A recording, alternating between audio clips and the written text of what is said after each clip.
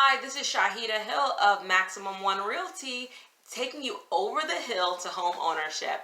So tonight we're talking about the timeline to buying a house. So starting out living maybe with your parents, or you're renting, or you're living with roommates, whatever's happening now from the time that you're in that position to the time you're a homeowner. I'm going to give you the steps that it's going to take to get you in your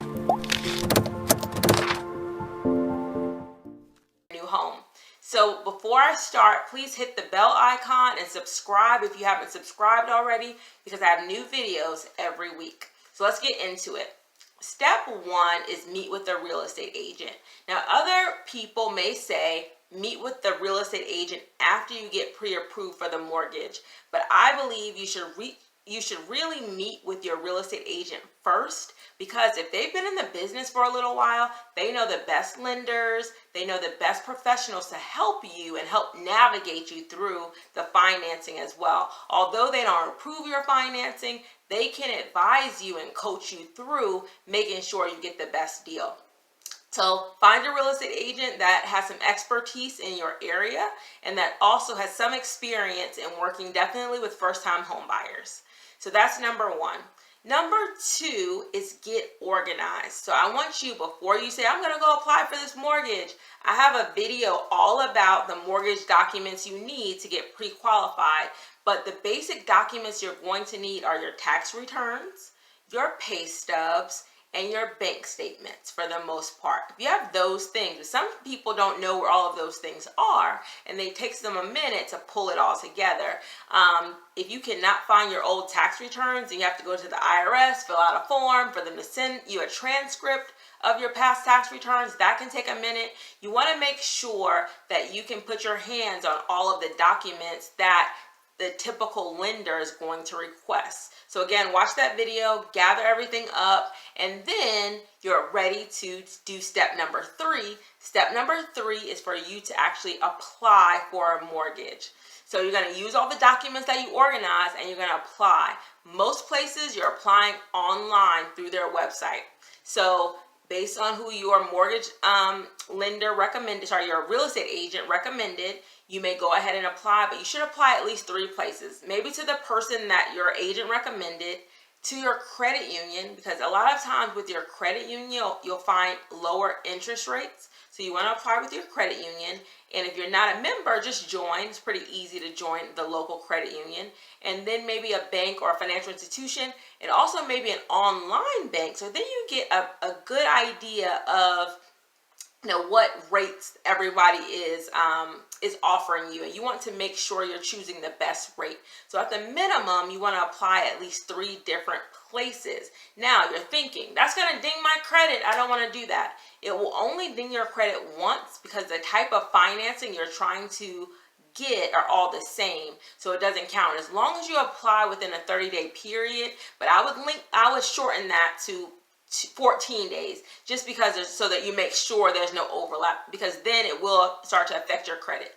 But because you did step number 2 and you got organized, it's very easy. You could probably apply for all 3 of them within 1 day, because again, the application's online. You're submitting the same documents to this, each and every time, just to different lenders. It should go very quickly, and then within 2 to 3 days you should get some answers back.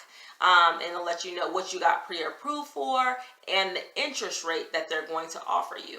So that's the pre-approval process, and that's number 3. Once you get pre-approved for a mortgage, they're going to tell you you're pre-qualified for $200,000. You're pre-qualified for $500,000. You're pre-qualified for $125,000.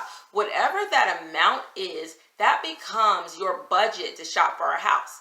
But remember, I said I'm going to help you make it go a little bit smoother. Do not do not go crazy. And they qualify for $200,000. You're going to spend all $200,000.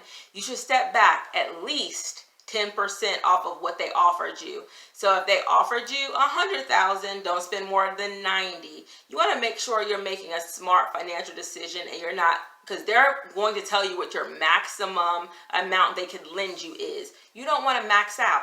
Go ahead and go beneath that. Even if you go lower, maybe 75% or 80%, but at the minimum, 90%. Back their number down at least 10%, and then you'll be fine as far as, knowing that you can afford the mortgage or more than afford the mortgage. So it's very important that you don't go up to your maximum. So don't feel like, oh, they pre-approved me for this, I have to spend this. You do not have to. So go ahead and try to back it up at least 10% and only spend about 90% of what they're offering you, and get that in your head. That'll be better. So then you're going to go ahead and shop. That's step number 4. You're going to shop around with your real estate agent for homes in your desired area. Now, hopefully prior to this, you kind of had an idea, or you have an idea of what neighborhoods you want to move to. So you want to research the neighborhoods, the typical price, but it's kind of hard because now you know what you're pre-approved for. Some neighborhoods, most neighborhoods have like a price range within them. So you may not be able to afford some neighborhoods. You may be able to afford other neighborhoods. So now that you know what neighborhoods you can afford, you want to be in the best neighborhood possible. Here's a tip. Even if you do not have children yet, you need to make sure you're buying in the best school system for your budget, because the person that you may sell your house to in the future, they may have children. That's one of the top things that people look for when they're trying to choose a house, is how are the schools in the area. So even if you don't have children, check out the school system and make sure that it's doing pretty well, so it won't hurt your resale value. But you want to look at the neighborhoods. You want to look at how the commute to work and that sort of thing. You want to make sure you're going to shop. A lot of people tell me, I just want to be in the city, or I just want to be, I'm in Atlanta. So they'll say, I want to be in Atlanta, but where exactly? Kind of narrow it down. That's going to help your real estate agent. It's going to help you not go crazy all over the place looking and maybe miss out because you're not focused on one area. You may miss out on a home that comes on the market because it's harder for your agent to take you to, all of these houses so far and spread out. But it's very easy for your agent to focus on a couple of neighborhoods, and when listings come out, go out and go see those and, focus on those areas. So go ahead and go shopping for your home because you have your pre-qualification letter and you're ready to go. Now, step number 5, you're going to find a house and you're going to make an offer. So your real estate agent will help you put in the offer for the house, and when she puts in the offer, she or he, whoever your real estate agent is, when they put in the offer, they're going to include your pre-qualification letter showing that you're serious about the house and you are qualified to buy it. Now, I also have another video about earnest money. You're going to have to include earnest money along with the offer, again showing that you're serious. It's consideration for the with the offer, and I explained that in full just about what earnest money is. But it's a small payment that you make up front showing that you're serious about buying the house. Now, after your offer you submit your offer, they can either counter offer you, they can accept your offer, or they can totally ignore your offer. Some people do that as well, especially if it's a lot of competition for this house. So at this point, hopefully it gets accepted, but if it doesn't, they have an opportunity to counter offer you. You can negotiate the offer, kind of some back and forth. So that's that opportunity for you to kind of make sure you're submitting your best offer the first time, especially if it's a highly competitive situation. I've had a lot of clients, especially first-time home buyers, they want to lowball the price, trying to get like an extra good deal, but it's really supply and demand. Unless there are a lot of those homes in the neighborhood available, you're going to have a lot of buyers trying to buy that same house. So you want to make sure you're coming with your best offer. And I'll do another video about how to get your offer accepted, but I just want to go through the steps. So that's step 5. Step 6 is negotiation and contract. Once you've negotiated everything, hopefully both sides can come to an agreement and you have a binding contract between you and the seller, and you've agreed on the price, you've agreed on any closing costs, you've agreed on a closing date. So in the contract, it'll say when you want to close on the home. The typical closing, you should be able to close the average loan within 30 days. If you're doing any kind of down payment assistance program, it may take a little bit longer, maybe 45 days, but in general, 30 to 45 days, you should be able to close. From the time you have the contract to the time you transfer ownership in your name should be between 30 and 45 days. Sometimes it can be even sooner, but generally that's with with cash buyers and that sort of thing. So anticipate about 30 to 45 days. So you want to make sure when you're going shopping, if you're in a lease situation, that you're not going to be, here's a tip too. When you close, you skip the next month before you have to make a payment. So if you close in January, your first payment wouldn't be until March 1st. So just keep that in mind if you're thinking about getting out of a lease and not want to have to make 2 payments. Whenever you close, you skip the next month, and then in general, most of the time you skip the next month, and then the first payment is due the following month. So just something to keep in mind if you're trying to figure out your budget and your closing time frame. All right, so now after your offer is accepted, you have a escrow period. This is a time that you can do, we're on step 7. This is a time that you are going to do your inspections. And I always advise first-time home buyers to go with, you hire the inspector to inspect the house, that you accompany the inspector to the inspection.